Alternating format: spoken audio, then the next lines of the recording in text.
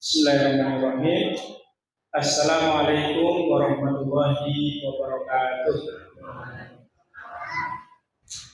Alhamdulillahirabbil alamin wa bihi nasta'inuhu ala umuri dunya waddin. Asyhadu an la ilaha illallah wahdahu la syarika lah wa asyhadu anna Muhammadan abduhu wa rasuluh. Bapak-bapak, ibu-ibu yang kami hormati, sehat sedanten Bapak Ibu. Alhamdulillah, nikmat yang kita syukuri pada malam hari ini, Allah Tabaraka wa Ta'ala masih memberikan kita kesehatan, kesempatan, dan alhamdulillah Bapak Ibu yang kami hormati, pada malam hari ini bisa memanfaatkan kesehatan dan kesempatan yang diberikan Allah untuk beramal soleh. Alhamdulillah. Karena tidak semua Bapak Ibu seperti yang kita lakukan pada kesempatan malam hari ini. Kalau kita tahu malam minggu, Bapak Ibu, biasanya pun malam minggu itu sainnya nopo Bapak Ibu. Jalan-jalan gitu, jalan-jalan, makan bersama keluarga. Alhamdulillah ini kok buatan hujannya pun terang. Bisa untuk jalan-jalan. Tapi alhamdulillah Bapak Ibu bisa menghadiri majelis ilmu di salah satu rumah Allah Subhanahu wa taala. Di mana Rasulullah sallallahu alaihi wasallam menyampaikan, "Man ijtama'a qaumun fi baitin min buyutillah illa nazalat alaihi sakinah wa hafathumul malaikah wa dzakarallahu fi man indah." Jadi ketika kita berkumpul di salah satu rumah dari rumah Allah untuk mempelajari agama, untuk kajian, untuk taklim, maka Allah akan menurunkan rahmat-Nya kepada kita. Tidak hanya itu, Allah akan menghadirkan malaikat yang mendoakan kita. Tidak hanya itu, Allah akan memberikan ketenangan. Makanya biasanya pun Bapak Ibu kalau pas kajian itu untuk ngantuk-ngantuk siki, mau liar-liar itu berarti diberi ketenangan oleh Allah. Jadi sakit istirahat. Jadi itulah kenapa majelis ilmu adalah raudhatun min riyadil jannah. Jadi salah satu dari taman-taman surga. Maka Bapak Ibu menika hadir untuk, kalau teng taman itu biasanya kegiatan pun nopo Bapak Ibu. Teng taman ya biasanya istirahat ya. Jadi kita istirahat dari sempitnya dunia. Biasanya pun buatan kajian itu mikir dunia itu buatan itu telasih. Mikir utang, mikir masalah, tidak ada habisnya. Tapi dengan majelis ilmu, hadir di pengajian, kita sedikit beristirahat untuk mengingat akhirat, untuk mengingat Allah Subhanahu wa taala. Kemudian pada kesempatan malam hari ini, tidak lupa kita bersolawat kepada Nabi kita Muhammad sallallahu alaihi wasallam, yang mana beliau telah mewariskan kepada kita itu ilmu. Innamal anbiya la yuwarithu dinaran wala dirhaman walakin yuwarithu ilman faman akhadhaha faqad akhadha bi haqqil waqid.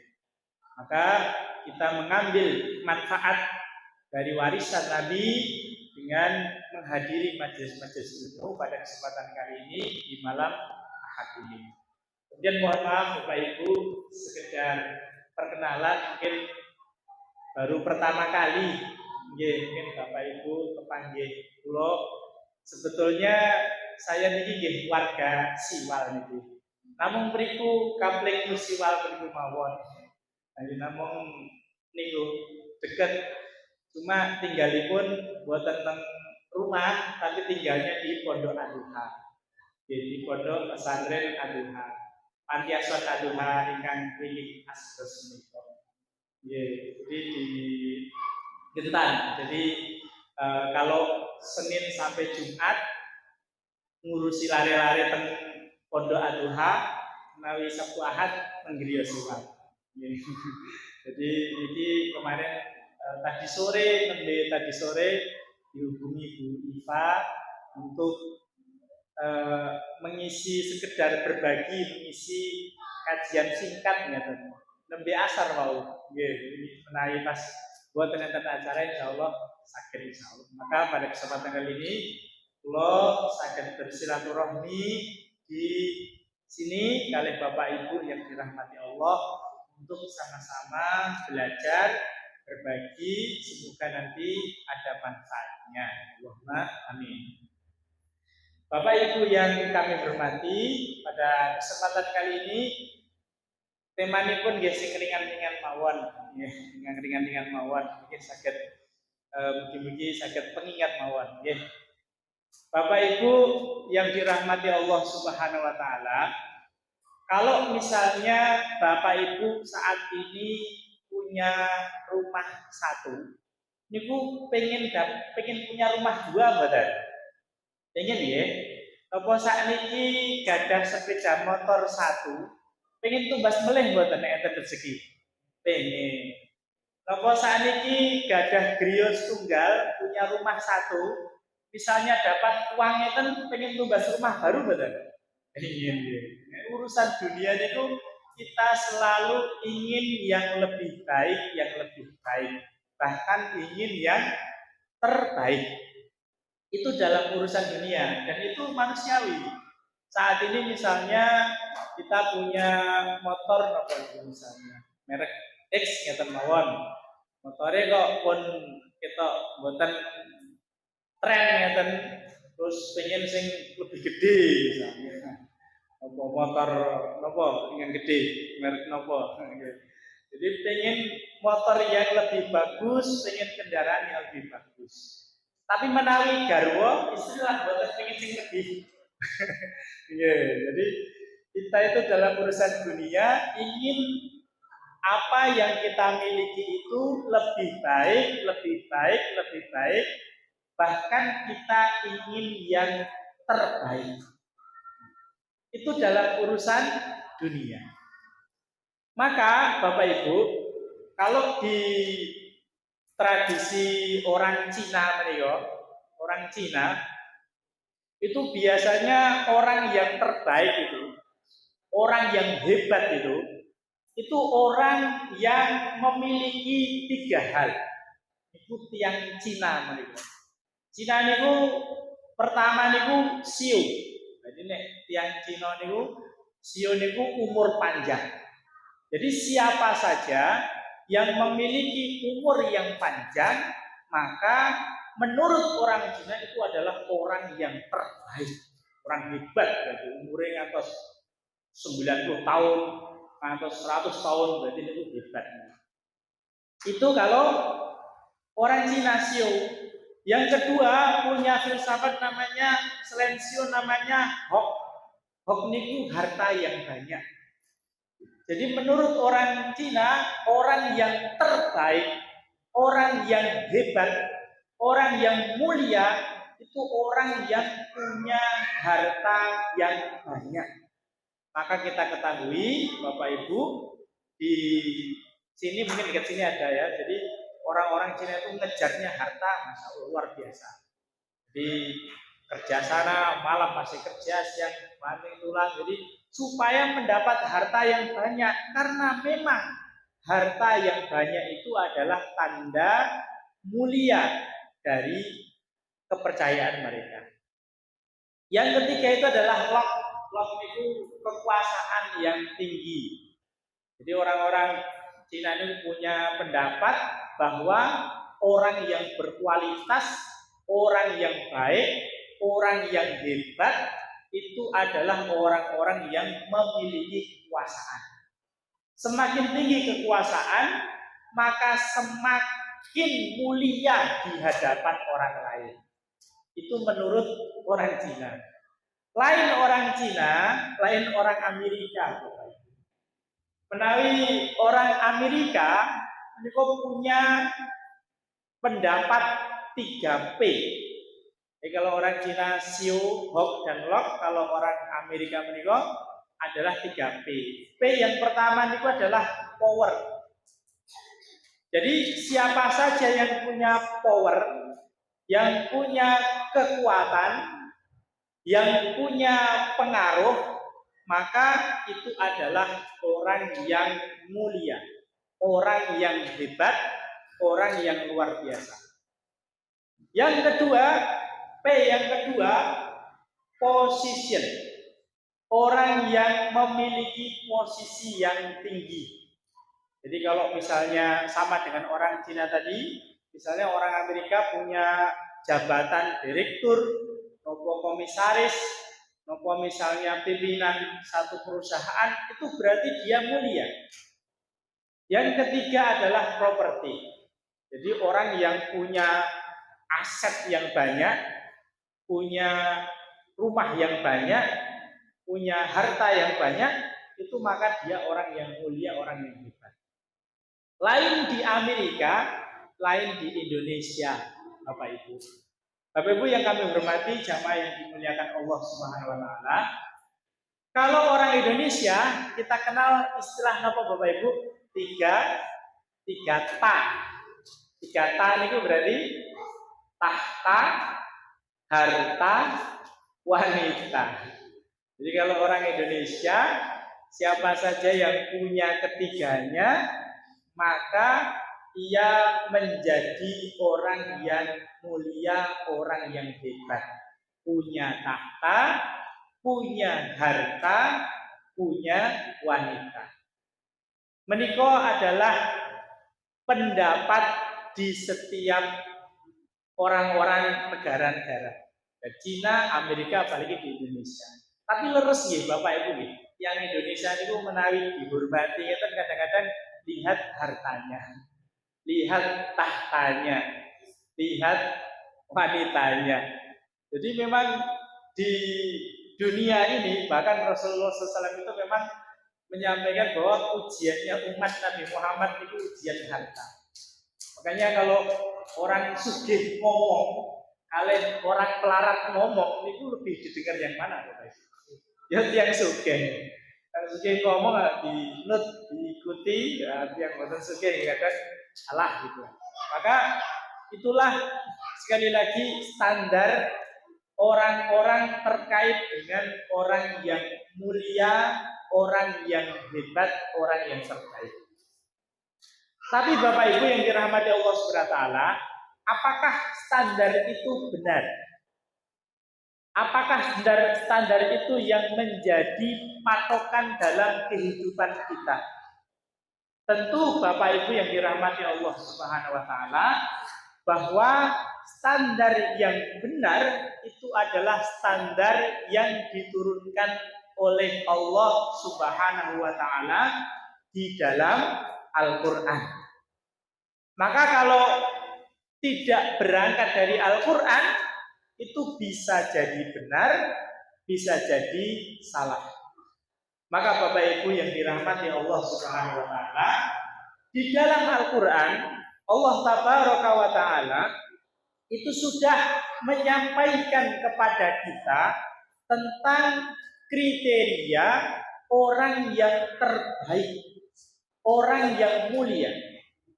Nyuwun ngapunten Bapak Ibu, pengen dados yang mulia mboten nggih Bapak Ibu? Pengen nggih. Standar Amerika, Cina apa Indonesia? Standar putih niki. Nggih. Apa standar Al-Qur'an. Nah, nggih. Maka Bapak Ibu yang dirahmati Allah Subhanahu wa taala, standar yang terbaik yang bisa kita jadikan pedoman dalam kehidupan kita itu adalah Al-Qur'an. Di mana Al-Qur'an la ya'tihil batilu min baini wala min khalfihi tanzilun min azizir rahim. Allah Tabaraka wa taala menurunkan Al-Qur'an itu sebagai petunjuk bagi manusia, pedoman bagi manusia. Siapa yang berpedoman pada Al-Qur'an, hidupnya insya Allah bahagia, tenang, tentram, walaupun hartanya tidak banyak, wanitanya tidak banyak, tahtanya tidak tinggi, umurnya tidak panjang. posisinya tidak jabatan tinggi, tetapi kalau berpedoman pada Al-Quran, insya Allah Allah akan memberikan ketenangan, kebahagiaan, ketentraman. Insya Allah, karena memang janji Allah Subhanahu wa Ta'ala, siapa yang menjadikan Al-Quran sebagai pedoman, lan tadillu fihi abadan, insya Allah tidak akan tersesat selama-lamanya. Maka kalau tadi Bapak Ibu yang dirahmati Allah Subhanahu wa Ta'ala, kita sudah mengetahui standar-standar di negara-negara Cina, Amerika, dan khususnya di Indonesia, maka bagaimanakah kemudian standar di dalam Al-Quran menilai seseorang yang dikatakan baik, dikatakan hebat, dikatakan luar biasa? Kalau misalnya di dalam bahasa Arab niku cuma ada dua pembagian, baik dan terbaik. Jadi kalau nggak jadi baik, berarti terbaik. Maka Allah Tabaraka wa Ta'ala menjelaskan dalam beberapa ayatnya menggunakan kata terbaik. Apa saja itu Bapak Ibu yang dirahmati Allah Subhanahu wa Ta'ala? Kriteria orang yang terbaik menurut Allah Tabaraka wa Ta'ala, yang pertama tercantum di dalam surat At-Tin ayat 4. Insya Allah hafal Bapak Ibu. Laqad khalaqnal insana fi ahsani taqwim. Allah Subhanahu wa Ta'ala menyebutkan bahwa Allah sudah menciptakan manusia itu dalam ahsani taqwim, dalam bentuk yang terbaik.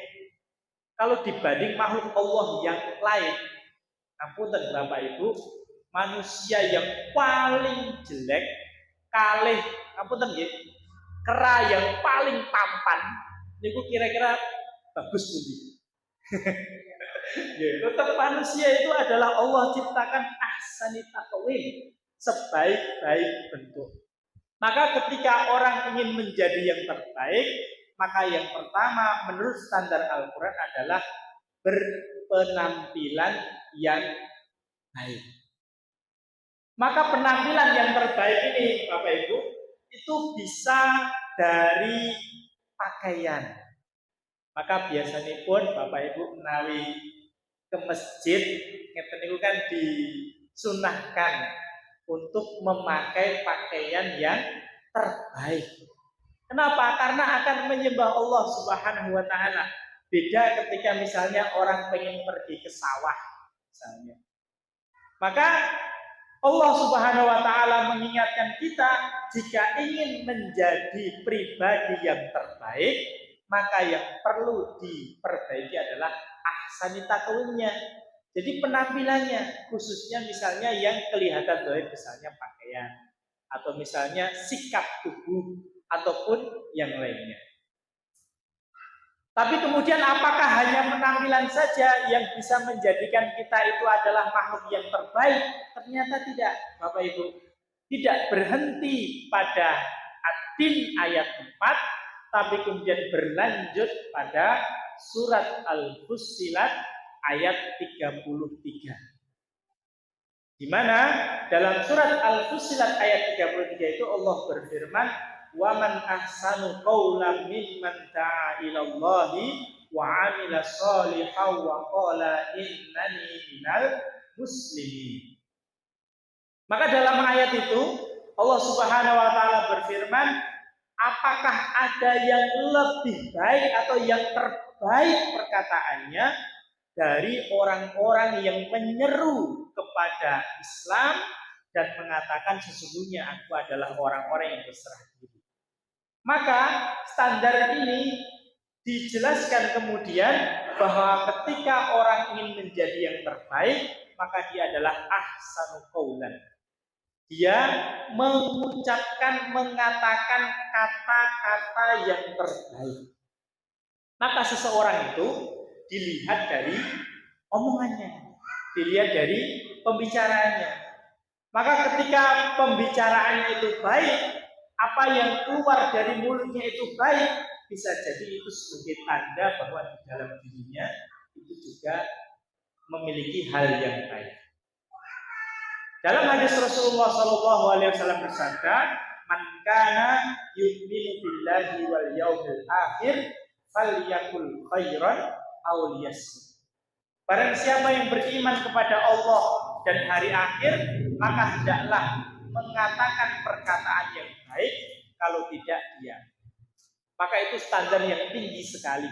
Kalau tidak mengatakan yang baik, maka diam, itu Masya Allah, itu luar biasa. Sehingga apa yang muncul dalam lisan kita itu sesuatu yang sifatnya baik, namun kadang-kadang refleks. Kalau kita ingin menguji perkataan kita, itu saat kena kebleset misalnya Bapak Ibu, kebleset. Pertama kali yang muncul apa dulu? Apakah astagfirullahaladzim ataukah kalimat yang lain? Jadi kata-kata itu kadang-kadang itu refleks gitu. Maka seseorang yang kata-katanya standar yang baik, maka ketika dia mengalami satu kejadian yang tidak terduga, maka yang keluar pertama kali ini adalah refleks kata-kata yang betul-betul dari dalam dirinya.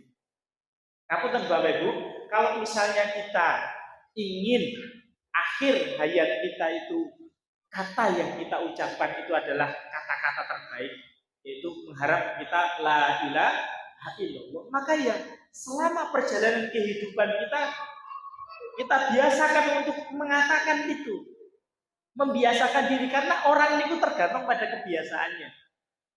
Karena ada cerita itu, misalnya ada orang sangat suka sepak bola. Ini kok bapak terutama itu suka sepak bola bukan ini. Jadi kan lagi Indonesia lawan Jepang, kalah ya, kalah. Terus Indonesia lawan Arab Saudi, menang ya. Dia lagi seneng sepak bola. Ini kalau misalnya senang kemudian setiap hari bilang gol bisa jadi ngapunten. Kalau dia terus seperti itu sampai kemudian jadi kebiasaan, bisa jadi masyarakat sakaratul maut, mungkin tidak bisa mengucapkan la ilaha illallah, malah gol. Karena kebiasaannya seperti itu. Maka begitu juga ketika misalnya Allah Subhanahu wa taala itu memberikan standar kepada kita bahwa seseorang itu menjadi yang terbaik, itu adalah dilihat dari ahsanul qaulan, perkataan yang baik. Nah, perkataan yang baik itu kalau betul-betul muncul dari dirinya, itu adalah karena sikap yang baik. Maka kita bisa lihat Rasulullah SAW itu, Masya Allah sikapnya, Masya Allah perkataannya. Dan juga para ulama, memang ada di dalam bagian dari manusia itu golongan munafik. Di mana golongan munafik menikah, apa yang diucapkan itu berbeda dengan apa yang ada di dalam hati. Tapi pada umumnya sebagaimana botol menikah.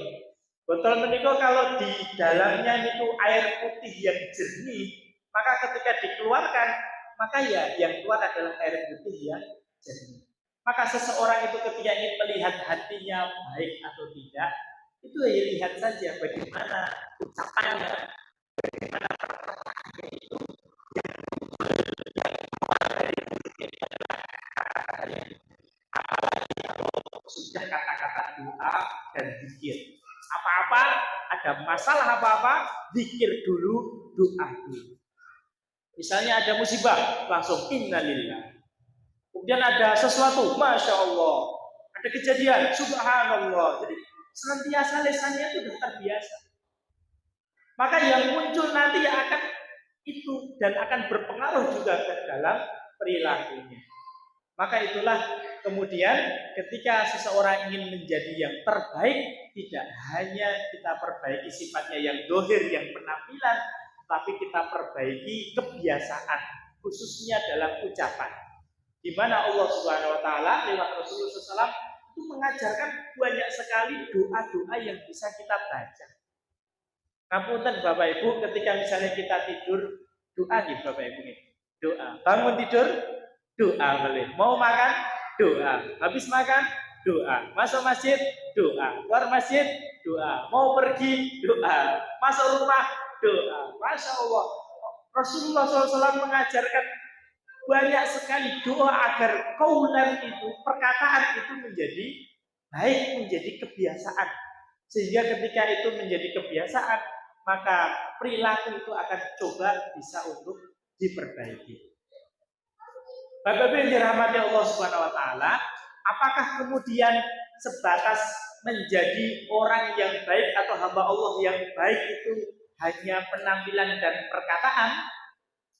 Tentu kurang, Bapak Ibu. Ada satu lagi, yaitu surat Al-Mulk ayat 2.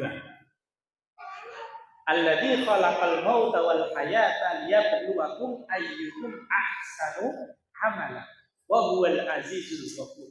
Dialah Allah yang telah menciptakan kehidupan dan kematian dan menguji kamu, untuk menguji kamu ahsanu amala, untuk menguji kamu siapa yang memiliki amal terbaik.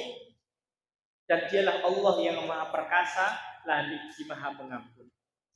Maka standar hamba Allah yang terbaik selain penampilan dan ucapan selanjutnya adalah amal yang berkualitas.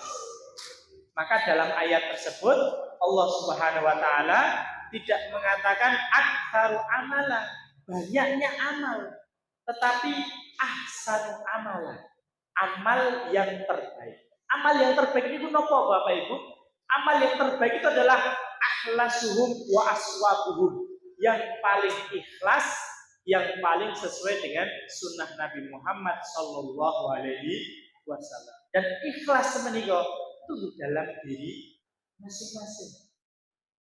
Kadang ngapunten, ada dulu sebuah apa niku kisah pada zaman dahulu, pada zaman Bani Israel, ada seorang ulama namanya Barsisa.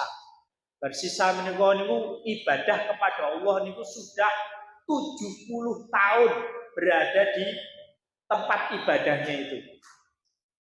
Tetapi kemudian dalam kisah ini, selama 70 tahun ia beribadah itu, bisa jadi karena di dalam jiwanya itu keikhlasannya tidak tinggi begitu, maka kemudian diuji oleh iblis atau setan, kemudian menyamar sebagai seorang perempuan.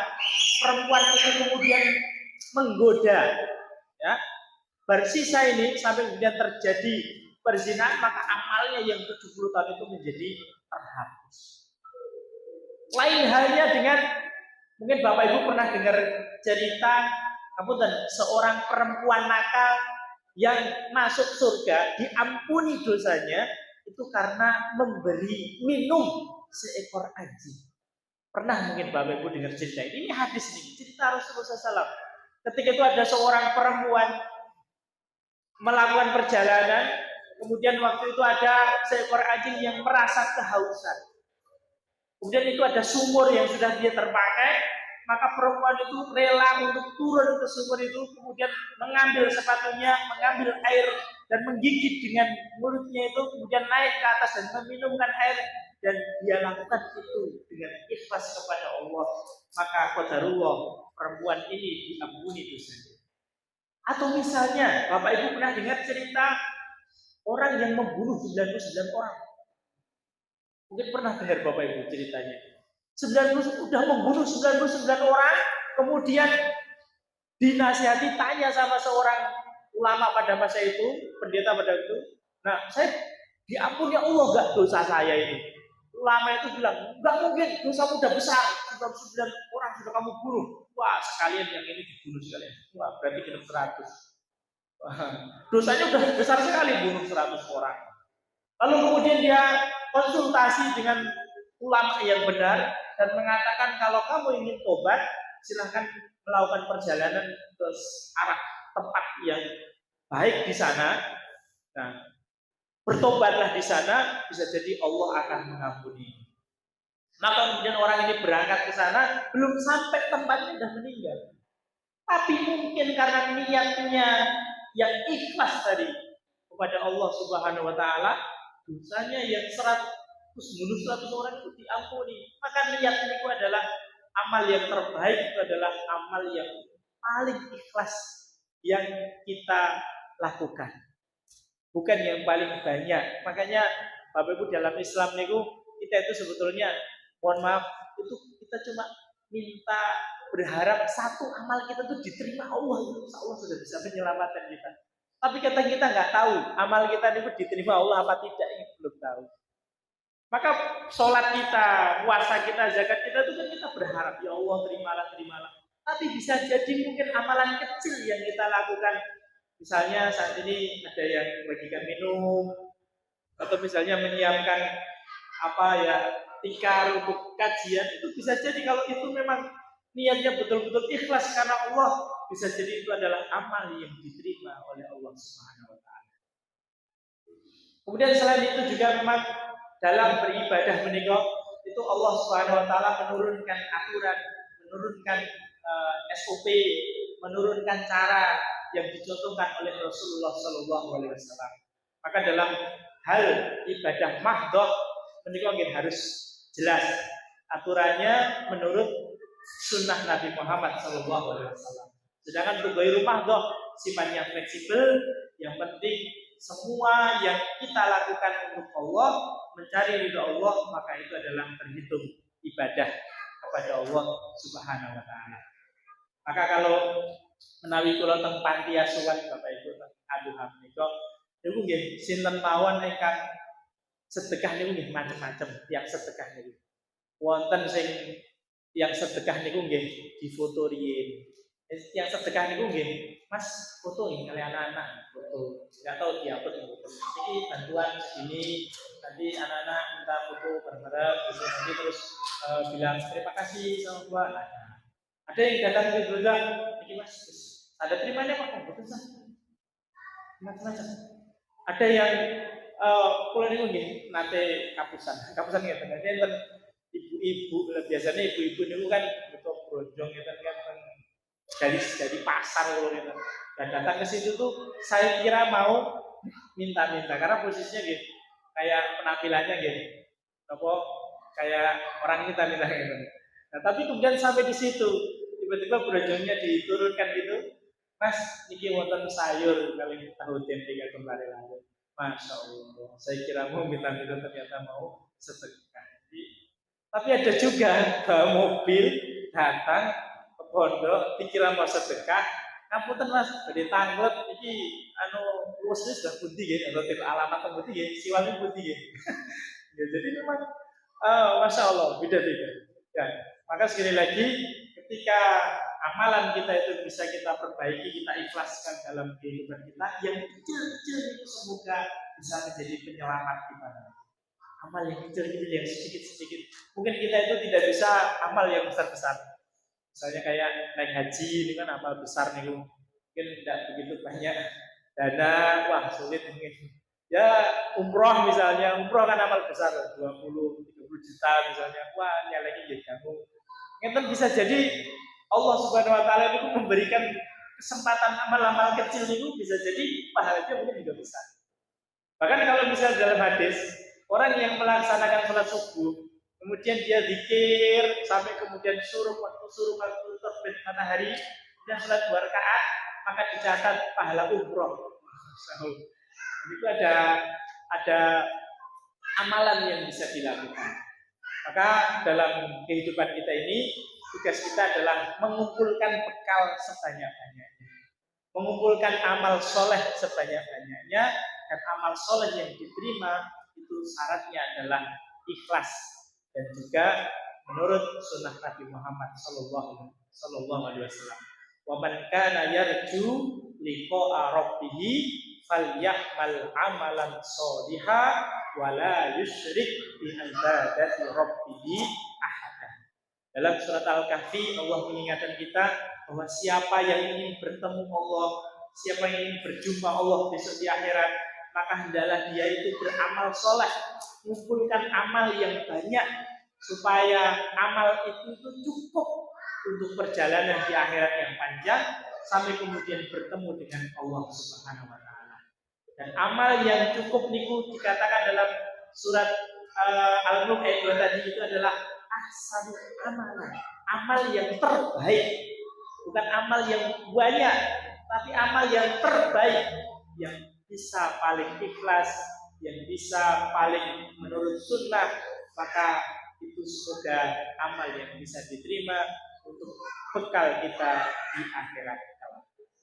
Maka Bapak Ibu yang dirahmati Allah Subhanahu wa taala, perjalanan itu nggih panjang. Jadi kalau misalnya Bapak Ibu pergi ke Jogja sama pergi ke Jakarta, itu bekale kathah pundi? Kathah teng Jakarta. Nah, maka ketika kita itu mengetahui bahwa amal yang nanti menjadi bekal kita itu untuk perjalanan yang panjang, maka ketika Allah memberikan kesempatan bagi kita, marilah kita manfaatkan dengan sebaik-baiknya. Kita ingin menjadi hamba Allah yang terbaik. Kita ingin menjadi hamba Allah yang dilihat Allah Subhanahu wa taala adalah kita itu betul-betul dinilai Allah itu menjadi makhluknya, menjadi hambanya yang taat, yang baik, yang nanti dipersilahkan untuk menghuni surga sebagai tanda Allah ridho dengan kita. Maka Bapak Ibu yang dirahmati Allah Subhanahu wa taala, ketika standar tadi untuk menjadikan kita baik, marilah sebagai pengingat diri pribadi dan juga jamaah yang dimuliakan Allah untuk senantiasa kita perbaiki sedikit demi sedikit.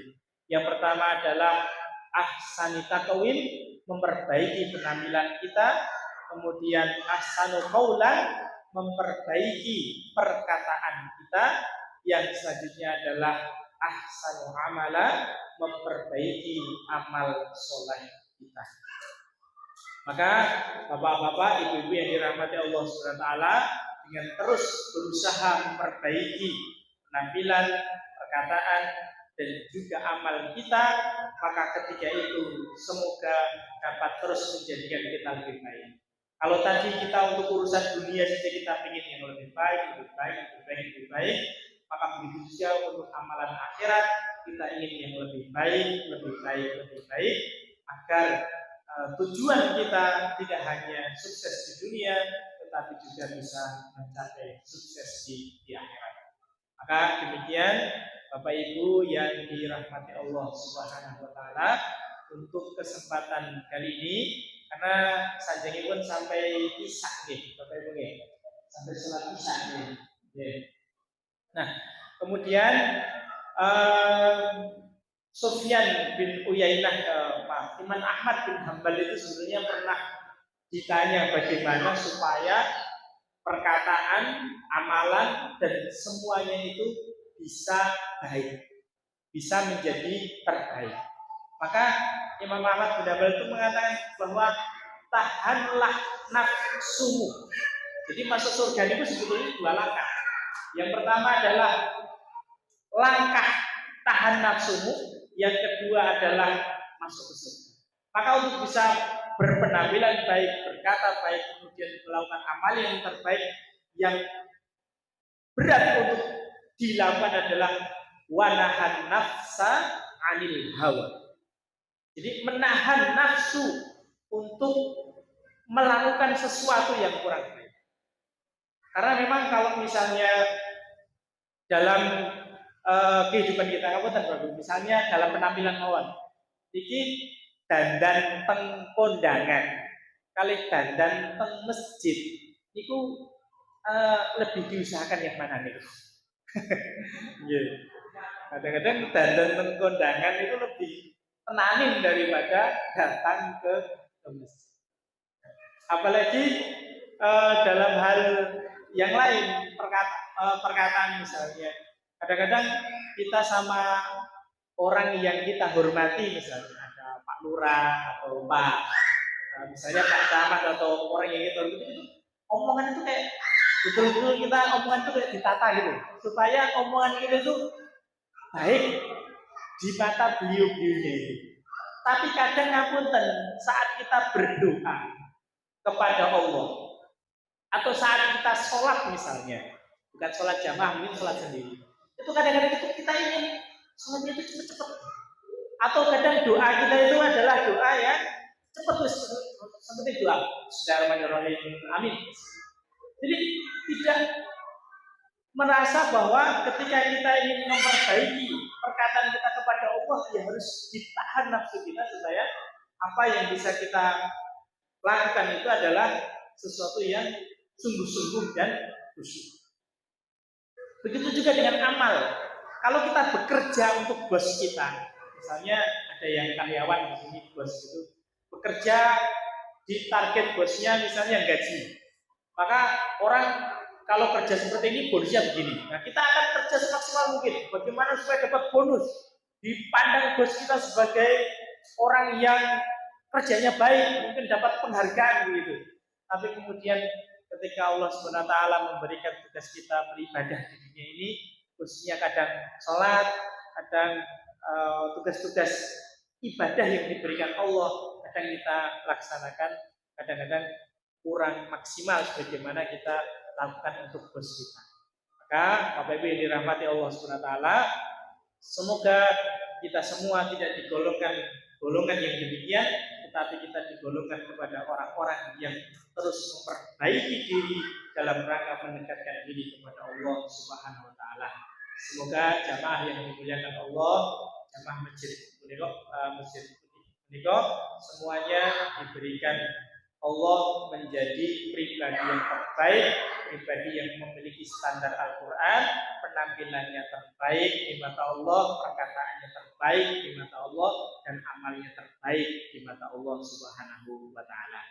Demikian Bapak Ibu, sedikit yang bisa kami sampaikan sebagai mungkin pengganti, karena Ustaznya mungkin berhalangan sebagai pengganti. Semoga sedikit ini bisa bermanfaat bagi kami pribadi dan juga jamaah yang dimuliakan Allah Subhanahu wa taala. Mohon maaf apabila ada kekurangan, mohon maaf. Bila itu hidayah wa ridwan inayah. Assalamualaikum warahmatullahi wabarakatuh.